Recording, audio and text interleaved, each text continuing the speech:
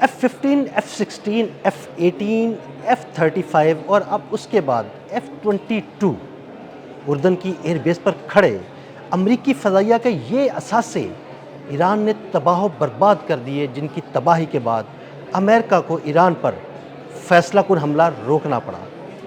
उर्दन की एयरबेस पर खड़े इन तैयारों की मद में अमेरिका को कितना नुकसान उठाना पड़ा, इस बारे में अज़हर अली ख़ान से बात करते हैं। अज़हर भाई, कुछ तैयारों के नाम मैंने दिए हैं, इसके अलावा कुछ ड्रोन्स भी शामिल हैं, एक दो तैयारे और भी शामिल हैं। अमेरिका फैसलाकुन कार्रवाई करना चाहता था ईरान के ख़िलाफ़, लेकिन जब उसे पता लगा कि भाई उर्दन की एयरबेस पर उसका इतना नुकसान हो चुका है कि अब उसके तैयारे उर्दन से फ्लाई नहीं कर सकते, तो उसे हमला रोकना पड़ा। जी, अदील भाई, उर्दन, कुवैत और बहरीन, यहाँ की जो एयर बेसेस हैं उस पे ईरान ने क़यामत ढा दी। और न सिर्फ क़यामत ढा दी बल्कि वहाँ पर मौजूद हर काम की चीज़ को तहस नहस कर दिया, बर्बाद कर दिया। और ये अगर आप मजमूई तौर पे अगर इसकी मालियत लेंगे तो आप तकरीबन अरबों डॉलर तक पहुँच ही जाएंगे। और आप अगर इसको अलग अलग करके देखना शुरू करेंगे तो आपको पता चलेगा कि F-15, F-16, F-18, F-22 Raptor तैयार है। ये पहली दफ़ा ये खबर सामने आई है, इस जंग के दौरान F-22 पहली दफ़ा तबाह हुआ है और वो ज़मीन पर खड़े खड़े, यानी वो फ़िज़ा में आ ही नहीं सका, ज़मीन पर खड़े खड़े तबाह बर्बाद हो गया। और ये इनका 5th जनरेशन लड़ाका तैयार है। बिल्कुल ऐसा ही है। F-22 रैप्टर जो तैयारा है, एक से ज़ायद उसके तबाह होने की इत्तलात आ रही हैं सामने, और इसको डिस्कस किया जा रहा है बहुत सारी मीडिया रिपोर्ट्स में। और ये तकरीबन $200 मिलियन तक का एक तैयारा है। और ये $200 मिलियन जी, सबसे महंगा तैयारा है और सबसे ख़तरनाक तैयारा है। और ये उमूमन सामने नहीं लाया गया था। अब तक बताया ही जाता है कि ईरान के ख़िलाफ़ ये जो जंगी मुहिम है, इसमें एक आध बार ही इसको इस्तेमाल किया गया था और इसको पीछे रखा गया था।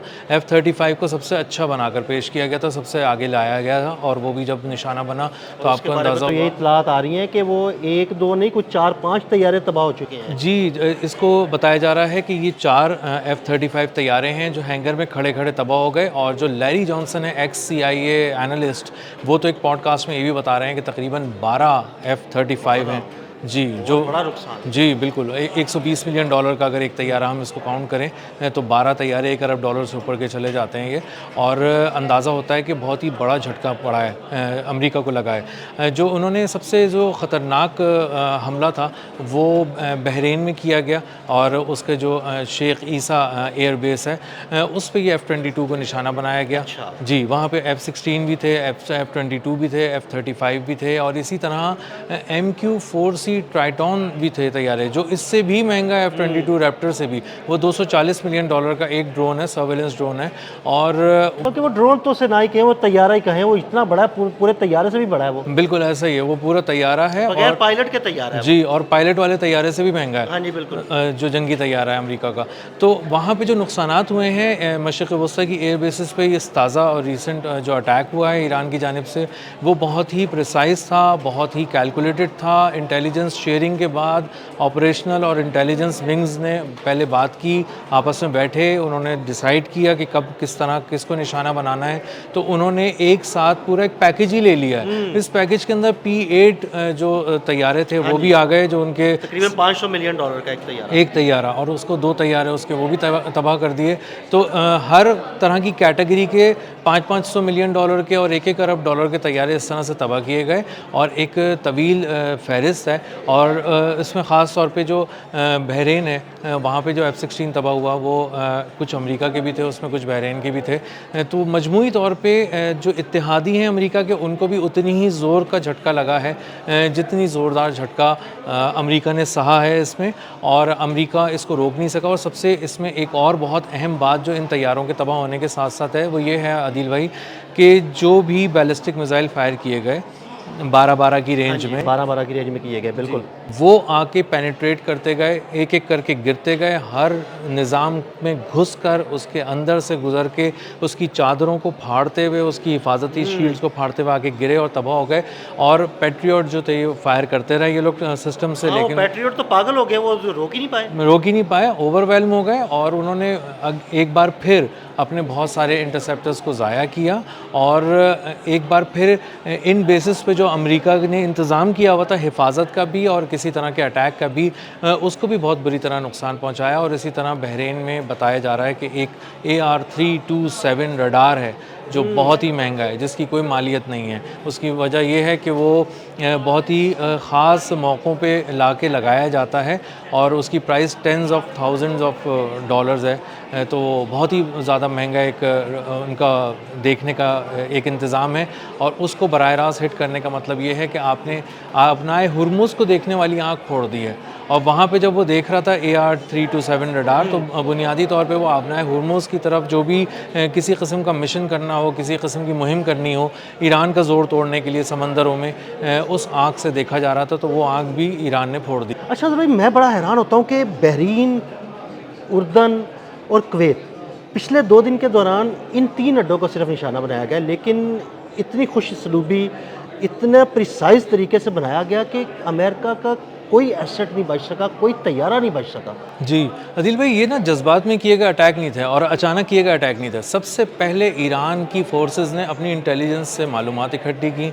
उसके बाद जो इनके एरोस्पेस के जो लोग थे वो बैठे साथ, इन्होंने देखा हम सेटेलाइट से हमारे पास क्या इमेजेस आ रहे हैं, बहुत ही फाइन इमेजेस आ रहे हैं इनके पास। 4K रिजल्ट आ रहा है इनके पास इस वक्त। 4K रिजल्ट कौन दे रहा है, किसके सैटेलाइट दे रहे हैं? चाइना, रशिया, ये 2 ममालिक ही तो हैं। बिल्कुल ऐसे ही है, चाइना और रशिया हैं जिनके सेटेलाइट हैं। और ये 4K रिजल्ट जब मिल रहा है तो एक एक तस्वीर को खोल खोल के जब देखा जा रहा है, जूम इन करके देखा जा रहा है, तो पता चल रहा है कि कहाँ एग्जैक्टली वार करना है। तो वो रनवे भी उड़ा रहे हैं, वो वेयर हाउसेस भी उड़ा रहे हैं, वो कम्युनिकेशन के रडार्स भी उड़ा रहे हैं, हैंगर्स भी उड़ा रहे हैं, उन हैंगर्स में खड़े तैयारे भी उड़ा रहे हैं। जी टावर भी उड़ा रहे हैं, हैंगर्स उड़ा रहे हैं और ख़ास हैंगर्स उड़ा रहे हैं, हर हैंगर नहीं उड़ा रहे।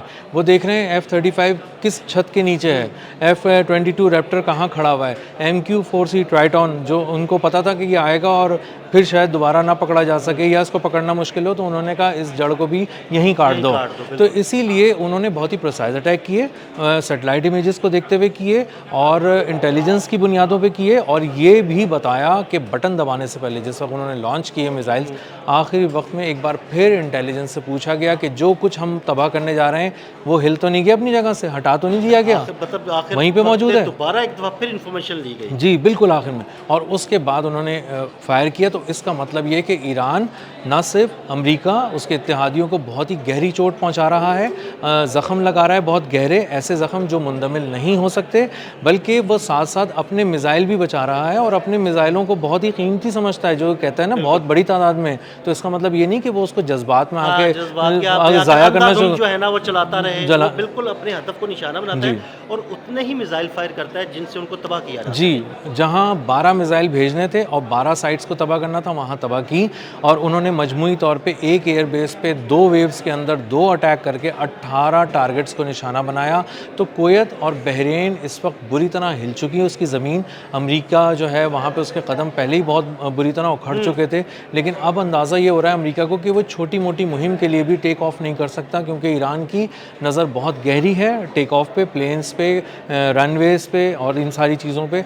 और जो आसमानों की तरफ उड़ता हुआ ऑब्जेक्ट है जो बिल्कुल अभी टेक ऑफ कर रहा है, वो ईरान की नज़र में है, वो तैयारा है। तो वो उसको अपनी पसंद की जगह पे मारता है, पकड़ता है, फंसाता है अपने जाल के अंदर और उसके बाद उसको जो है वो गिरा देता है, या फिर उसको किसी तरह से वो आप कह लें कि हाईजैक कर लेता है या हैक कर लेता है। तो इसलिए अब ड्रोन से लेके F-22 और F-35 और F-16 तक अब हर टेक्नोलॉजी इस वक्त फेल हो चुकी है और अमेरिका बहुत ज़्यादा मुश्किल में है। उसको अंदाज़ा ही होता है कि अगर अगला कोई हमें हमला करना है तो कहाँ से टेक्नोलॉजी लाएं, किधर से हम उसका इंतज़ाम करें। इसीलिए वो हमला नहीं कर सका। बहुत शुक्रिया अज़हर भाई। अज़हर भाई ने इस सारे मामले पर बड़ी तफसील के साथ रोशनी डाली, भी बताया कि अमेरिका को कितना नुकसान उठाना पड़ा। मज़ीद अपडेट्स के लिए हमें फॉलो करते रहें। अदील अहमद और असर अली खान को इजाज़त दीजिएगा। अल्लाह हाफ़िज़।